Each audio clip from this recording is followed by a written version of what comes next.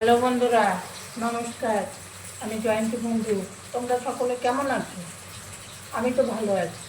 আর আমি সব কাজ ছেড়ে এখন রান্না করতে চলে এসেছি। তো পৃথিবীতে মানুষ কত রকম আছে জানো?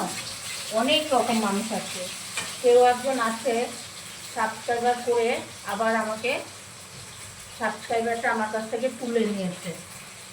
তো আমি একটাই কথা বুঝে পাই না যে করারই বা দরকার কি আর তোলারই বা দরকার কি।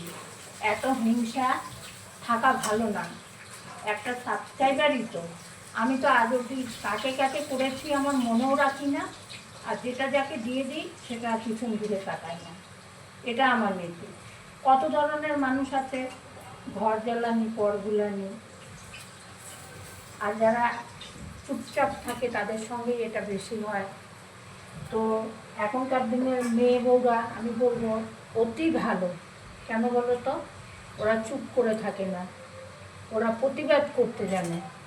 আর আমরা যারা সেই সময়কার মানুষ, তারা আমরা প্রতিবাদ করতে জানি না, চুপ করে সহ্য করতে হয় আমাদের যে কোনো জিনিস। আমার বয়সী যারাই আছে তাদেরকেই বলছি। আর আজকে রান্না করছি মাছ, আর করবো শাক।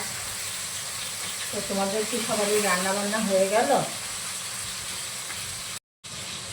আমরা ভাবি এ বাবা লোকে শুনবে, কি বলবে। আমরা মানুষের চিন্তা করি, আমরা তখনকার দিনের মানুষরা মানুষের ভাবনা ভাবি, লোকে শুনলে কি বলবে। এই জন্য আমরা প্রতিবাদ করতে পারি না। আমরা যারা ওই সময়কার মানুষ আছি আমরা প্রতিবাদ করতে পারি না।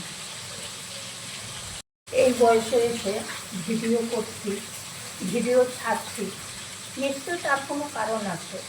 তো আমি বন্ধুদের কাছে একটাই কথা বলবো, বন্ধুরা সাবস্ক্রাইব করে সাবস্ক্রাইবটা তুলে নিও না। তুলে নিলে বড় কষ্ট হয়, মনে হয় যে এমন কিছু গুরুত্বপূর্ণ জিনিস নয়। একটা সাবস্ক্রাইবার করে আবার সাবস্ক্রাইবারটা তুলে নিল, এটা মনে খুব খারাপ লাগে।